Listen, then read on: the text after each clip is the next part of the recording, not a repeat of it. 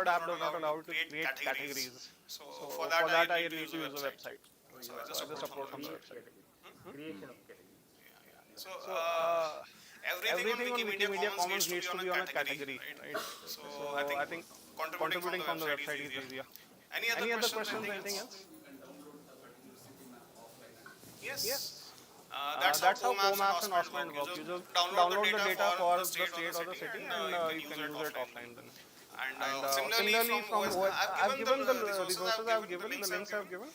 They'll show you how to download data for country or any region you want, as granular as you want. You can get the data offline. Cool. Anything else? Yes. Yes, absolutely. Hmm?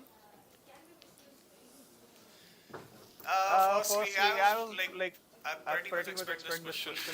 So, if your security depends on somebody else not knowing about the attack or not knowing about the security, that's security through obscurity. It's not going to work. It's not very secure. So, secondly, I don't think surveillance cameras are a good solution. I don't think we deserve to be recorded everywhere we go. We no amount of security is worth that loss of privacy. I don't think. I am very opposed to them.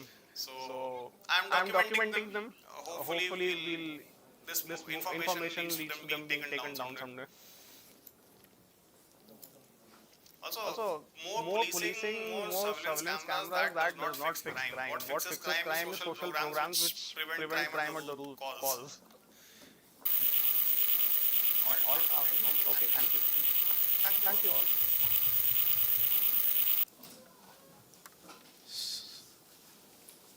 So thank you, Thank you, Kashish, Kashish, for your for sharing sharing your experience with OpenStreetMap. OpenStreetMap.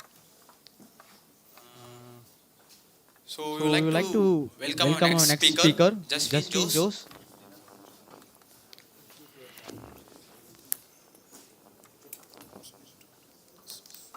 So he So is he the is the brand brand identity identity designer designer and and illustrator, web illustrator, web designer at designer at Foss Foss United United Foundations. Foundations. So So he's an he's a UI UX UI UX designer. So designer. So session would session be would be related to related to UI UI UX. UX. It will be It will be related to the related to the colors. colors. So those So those things. things. Uh,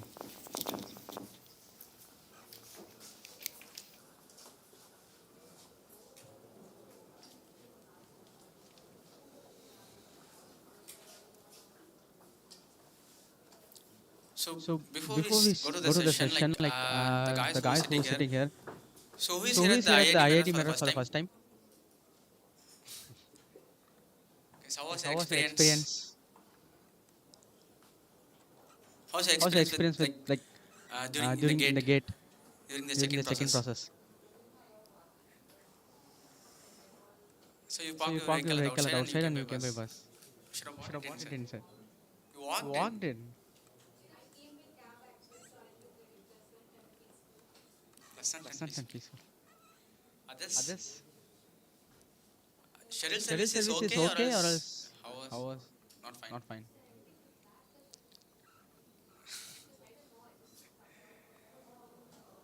Track Track பண்றதுக்கு I பண்றதுக்கு think I it's think not it's not there. there. Uh, Uh, I think you I can think you bring can bring your your scooters scooters inside. inside. The people in the People in the Watchmen they'll Watchmen say they'll say that thing, that but thing, but even even for me for when I me come when I in they come say in the they say same the thing. same thing. I bought I it bought inside. it I inside. I parked it parked here. it.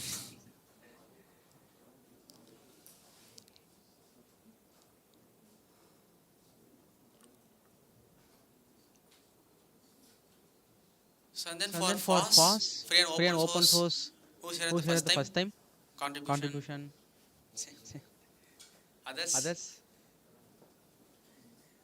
have you guys have you guys contributed any of contributed your any of open your open source? source? So So obviously it's the obviously it's first the time, first right? time, right? Done. Done. Okay. Okay. Okay, we'll go with We'll the go with session, the guys. session, guys. Thank you, Akash. Akash. Am I Am I audible? audible? Hi, Hi, so I am I am Jaswin. Jaswin. I I work at Foss Foss United United Foundation. Foundation. So I am a So I am a designer. designer.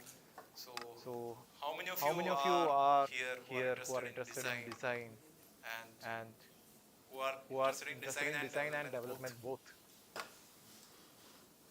Yeah, Yeah, all of. all of. I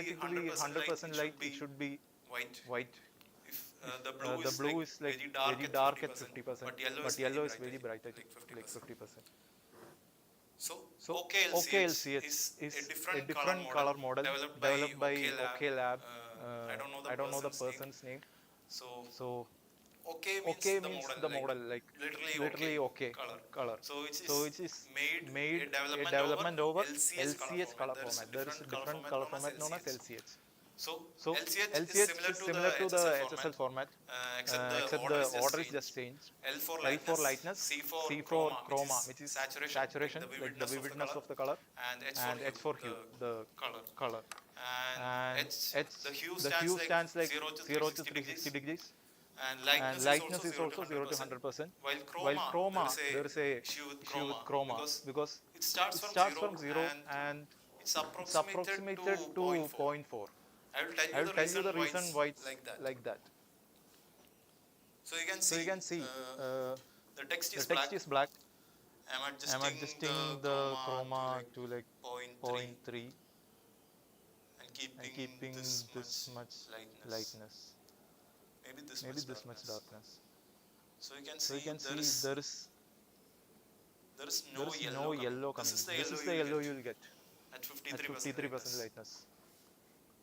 But at 100% lightness, you will get bright yellow. But if you adjust the hue, you won't get the dark blue. So this means you can fix the chroma and lightness and adjust the hue, and the text will still be visible. So there is a sample here. So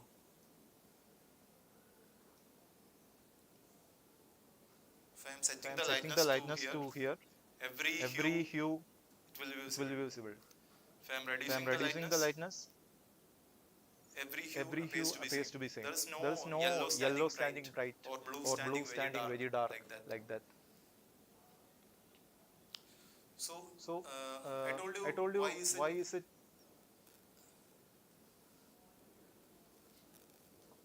So the chroma value was limited to 0 to 0.4ish. So there is a thing called color gamut. This is where this is the colors which a display can display. Like you have heard about monitors which provide 100% sRGB display, and those who support display P3 colors and all. So 100% sRGB means it supports the web colors, supports HSL color palette and hex code, RGB colors. All those things can write and display up to sRGB colors. While display P3 colors display, it's a hardware thing. So display P3 displays can display the P3 colors, which is like a bit more, like 50% of the sRGB colors are like, it has 50% more capacity to display colors. And the other things is like the visible light or the visible colors which human eye can perceive, but there is no display which can show the beyond that boundary. So that's why it is limited to 0.4. That means if there are further more displays, advanced displays coming, you can display those colors also. As of now, the display P3 is the color limit. That's the what we have. That's the existing displays we have. So the issue with HSL or hex code is that you can only play within this sRGB limit. But now there are MacBooks and your smartphones, everything can display up to display P3 colors. So one of the advantage of display like OKLCH format is it is future proof. You can extend it from 0.4 to maybe 0.8, maybe in the future. If another display format and developed hardware comes, you can extend it. And HSL is limited up to that sRGB limit, and you can't play with colors. And also the issue which I showed you, the brightness issue. So this format gives a upgrade over that issues. But there are few limitations because the chroma isn't a fixed value through 0 to 100%. It's hard to understand the brightness and like hard to judge the colors. If you want a bright yellow in HSL format, you can just put 100%. But here you need to judge it. And other thing is browsers. Most modern browsers, like most of the browsers which you might be using, might have support to OKLCH. So I think Firefox is the recent one. 2024 it got support for OKLCH. But browsers without the support, they fall back to a color which is within the sRGB range. So if there are two different colors in the OKLCH format, if they fall back, they might appear to be similar. Like two different colors might appear to be similar in sRGB format. That's one issue, but most modern browsers support these colors. But the display also has to be supporting display T3 colors. That's like if that doesn't support, it will automatically fall back to a color. And other issues, design. People who design in Figma or Penport or any other softwares, they have not fully adapted into OKLCH color format. So that's one reason which I have made this thing in CSS and HTML. So I can show you exactly how the colors look like. I don't think this display will support the color format. But that's one reason, that's one limitation which we face now. And this, yeah, and show you. You can visit this OKLCH.com. So you can convert HSL colors to OKLCH, or take a color from here and copy the OKLCH format. So in this you can see there is a hilly kind of thing right here, and you can see these things popping up. So if I reduce the chroma, you can see that expanding. That means these are the colors which can be displayed on display P3 colors, like on the current existing displays. So if I extend the chroma, see P3 unavailable on this monitor.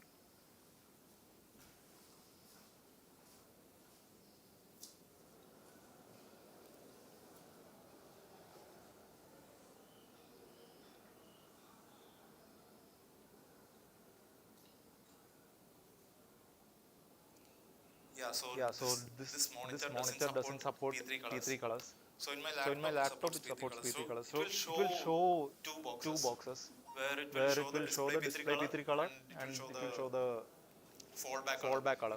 You can copy the fallback color as a safety thing.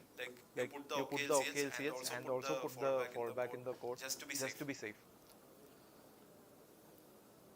So the reason for limiting these colors is these colors have a different, it's some kind of alien thing. I don't fully understand it, but there are limitations with these colors. When you adjust chroma, you have to adjust the hue value, otherwise it won't be able to display. But it will automatically, most modern browsers will automatically clamp to the HSL format.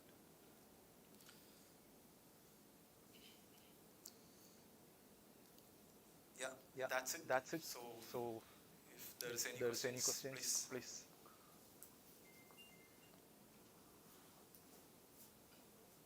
Yeah, so where can I use the standard today? Is it available in CSS or other tags to have it in CSS? Yes, you can. It's in CSS. You can type in OKLCS format. You can wherever use Hex or HCL. You can just write it like OKLCH 70%, 0.15. So this is a format. Lightness and chroma and hue. Just write it and you can. There's one more thing. When you do gradients, if you do gradients in sRGB format, it will sometimes look weird. But in OKLCH format, it will smoothly blend the gradients, like without any J's coming in between. So I tried in my browser. I think it has not been supporting the gradients yet. So that is one of the advantages of OKLCH too. Yeah.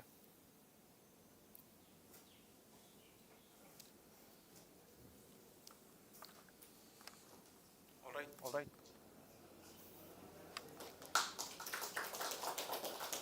So anyone is interested in design or any designers in this community, please meet me so we can talk about this stuff and I'm also good. posting designers and developers off after the stack meet. So please drop a Yeah. Yes. I'll. link in the description. Yes. Yes. Of course. Yeah. Thank you.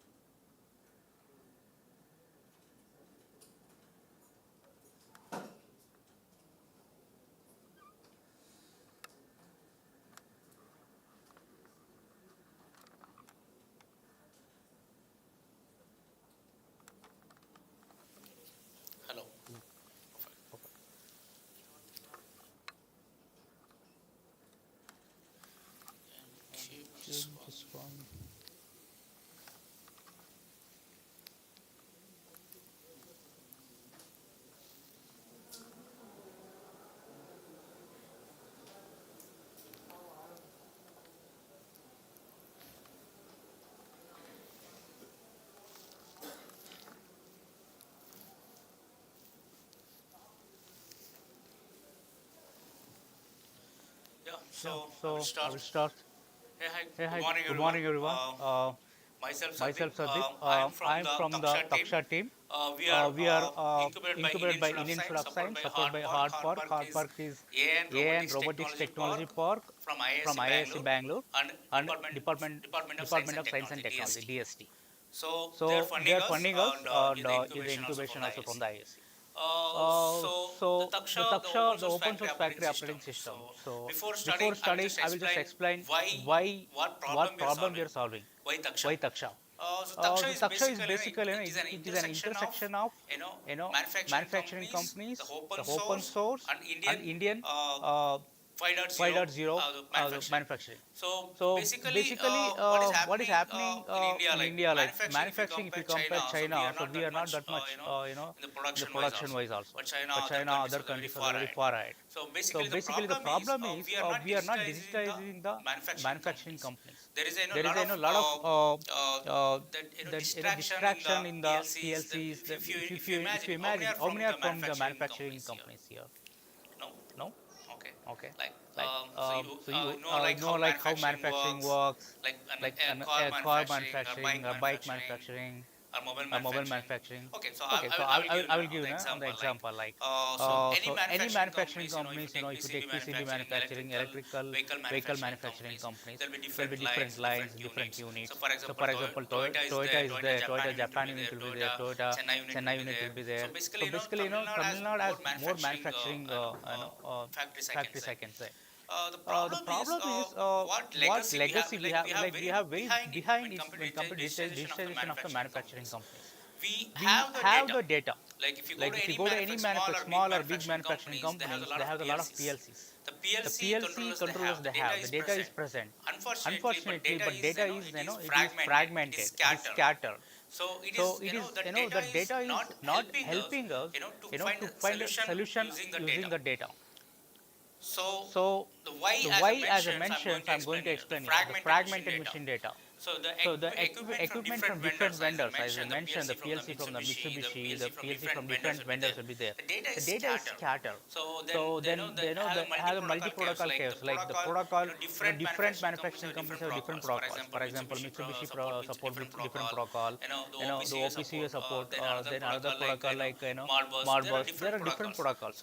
So there are 50 plus industrial protocols will be there inside manufacturing companies. So it is, all are not unified, and unified in the sense like they're not coming under one umbrella.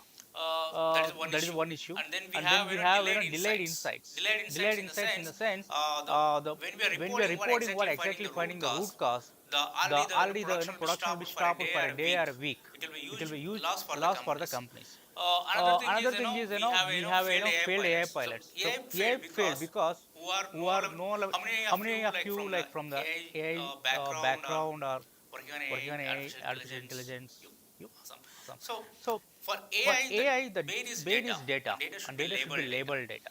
So unfortunately, in the manufacturing companies, the data what we are getting, as I mentioned, is scattered. It is not labeled. So if the data is not labeled, we cannot develop any AI solution on top of that. So there, even the AI solution will be failed, even if you are going to develop on top of that. So these are the, the why factor why we are providing the, open source operating system. So data silos. So another why factor. Silos. If you see the spaghetti crisis, what is happening here? If you the existing manufacturing companies, the PLC, SCADA, ERP, everything is connected. But unfortunately, it is not in organized way. So the company will run, the manufacturing will run, but when coming to scaling, that time it will fail. That's the spaghetti, whatever the current manufacturing companies what they have. So we are providing unified namespace using which is a single source of truth. So if you can see unified namespace, we are using unified namespace? If you give an analogy of a programming language, C++.